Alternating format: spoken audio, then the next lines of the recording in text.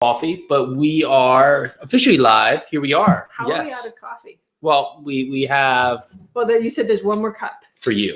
For me. So I am out of coffee. I have now run out of coffee for coffee time, minus my cup of coffee that my wife just drank.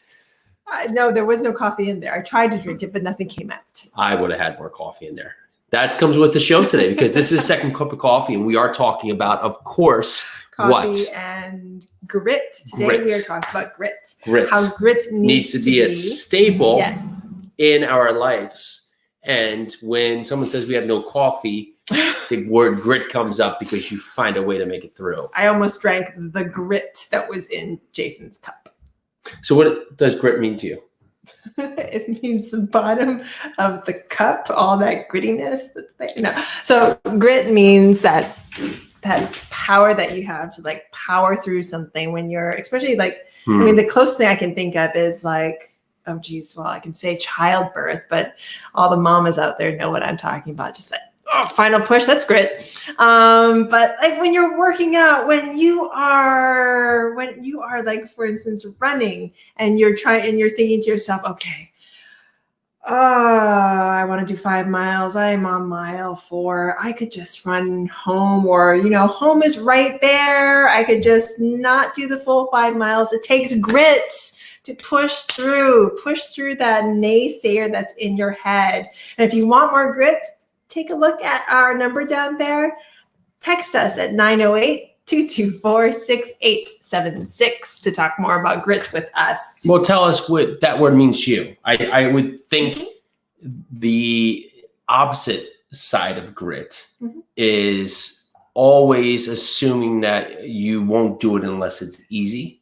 Yeah. Or asking for help. Well, no, grit is doing the hard stuff. It's just getting it done, and doing it right, but really getting it done. And just I don't even know if it needs to be done right. It's just there's many times when we don't know the answer, and the easy thing is to throw in the towel. The easy thing is to not try or ask for help when you really could do it yourself, and you don't want to figure it out, even though that helps you one time won't benefit you in the long run. It's like feeding you but not teaching you to fish mentality. But see, that's dangerous though, because I'm all about asking for help. If you need help, ask for it. Well, that would be from a team. So maybe this is the best interest. Like if we tie our kids' shoes forever and never make them try, then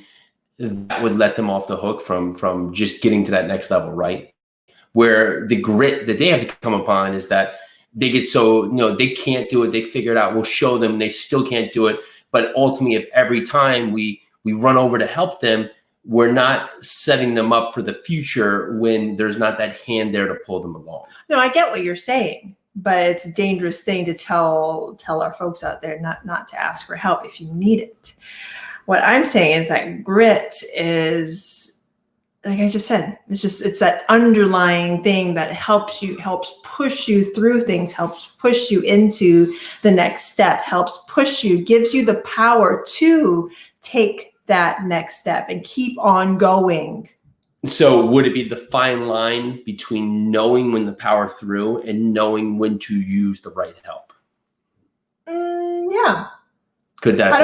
When I think about grit, I don't think about fine lines, though. I think about powering through. Like there's a brick wall. First, look for a door. If you see a door, open the door, take it. But I think so many times, especially just the word about grit is that we have to power through each wall without looking for that door. If you see a door, use it.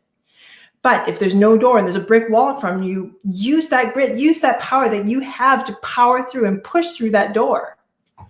That makes sense? It does. Yeah, you grow within the experience of the grit, right? It's the kids trying to figure out to ride the bike when it's not there. It's running that 6 mile when you've always stopped at 5.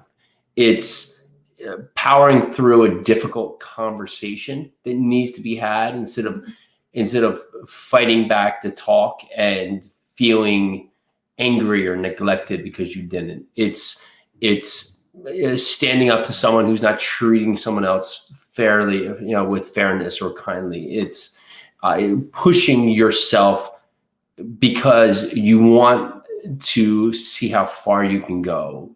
It's creating a whole different expectation of you and your team, and not accepting the first no or the first I can't, because you believe that there could be a yes. And so instead of just saying, oh, they said no, I'll stop there. It's just saying, would it hurt me to try one more time? Would it hurt me to ask one more time?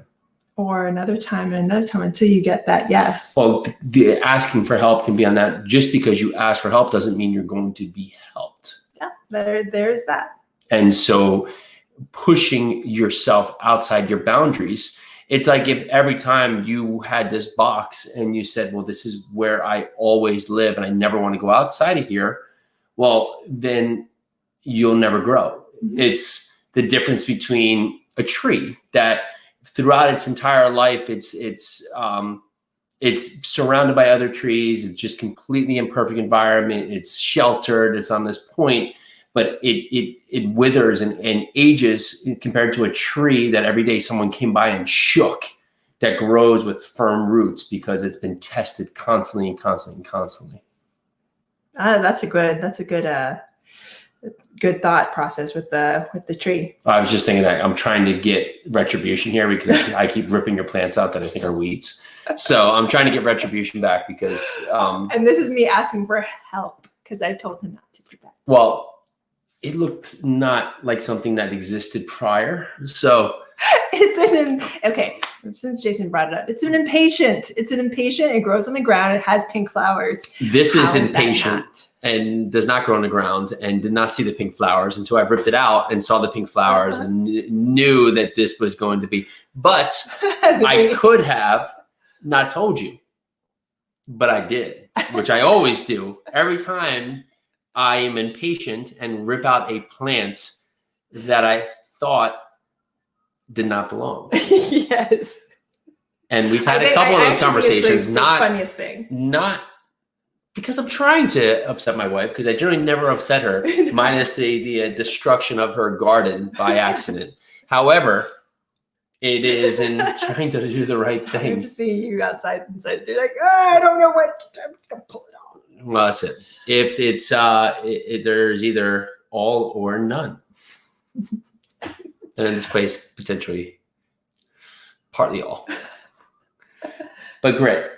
So grit is waking up in the morning when you don't want to get out of bed and it's 4:30 in the morning. You don't want to get out of bed and you're just like, okay, if I don't get out of bed, then I'm not going to have some time to myself. Grit is getting outside in the cold. Going outside in the cold air because you know this is the only time you have to work out. This is powering through when you're with your kids, when you're tired because you know it's going to benefit them in the future. It's doing that one extra thing in your business because you know it's going to help you in the future. Yes. It's running farther than you can. It's trying to lift a weight heavier than you did before because it's outside your bounds and you might not always succeed. I think grit is always that thing that is that much outside of your boundaries that you have set for yourself. Let's look up the definition of grit just for sake of. Let's see what comes up on Google. Grit. Oh, there you go. Grit is passion and perseverance for long-term and meaningful goals. It is the ability to persist in something you feel passionate about and persevere when you face obstacles. This kind of passion is not about intense emotions or infatuation. So Google, let's talk about grit there. They actually had their company sold for like $1 million and the sale fell through, which they thought was just devastating. They were selling to another company that was going to run this out, right? Mm-hmm. And on that point, they took the company back and didn't know what to do with it, and then figured out that they just started powering through with being a search engine, and now they're Google. I was like, $1 million? Correct. I'll buy Google for $1 million. Correct. But that just goes to show, right? They thought this was the best way. What are they going to do with this search engine thing? And then ideally they become one of a real vital service in the world right now. Yes. And grit. And so if you go to Google, Google doesn't tell you anything too, which is really interesting. So they don't. Like Google doesn't tell you anything. What they do is I heard it phrased this way. They basically say, we don't know anything. But if you go to all these other places, these are the places that we're told have a good response for you. How powerful. But that's like being cool. a thought leader, right? And that's like for other people powering through to be thought leaders is that you're a connector, right? And you start connecting the right people. Yeah, because neither of us know everything, but we know people who do. We might at least have enough resources to find the next person that can find the next person to the next person. Exactly. But that's sometimes where grit comes in. So that's what I got. I think that's what I got too. What'd you do for workout today? So I did a series of 5-minute workouts where I figured I had the kids this morning. So I did no weights, but I did chest, shoulders, abs, back, legs, 5 minutes, 5 minutes, 5 minutes, 5 minutes, 5 exercises, each of the 5 minutes for each of the 5 parts right there, with mostly body weight movements. And it was a pretty good workout. So I ran yesterday after, so I've ran twice now since 100 mile hour. My run, I don't know why I'm not sore, but I'm not going to question not being sore. My feet didn't blow up. No. Which only means that next time. 120? I was actually thinking 125. So next time we do 125. See if I can do that under 30 hours. And why not? I think you could have gone another 25 miles. Yep. So Midnight Marathon series, we're doing that in a couple weeks here. Second phase, I ran the Midnight Marathon 2 weeks ago. After you got off of a plane coming from Kentucky. Dead tired. And after a very long day. Carolina. Were you in Carolina? Yeah, you were in. But in that front, if you want to join in, there's literally no rules except start at midnight. Get as far as you can. If you can't do marathon, that's gonna be just Midnight Marathon rolls off the tongue well. So basically, we're doing do your marathon, whatever your marathon is. If you need to, 12 to 5 a.m. we'll call it. So 12 to 5 a.m. and then you can go home, sleep 9 minutes, and sneeze, and see you tomorrow. Aloha.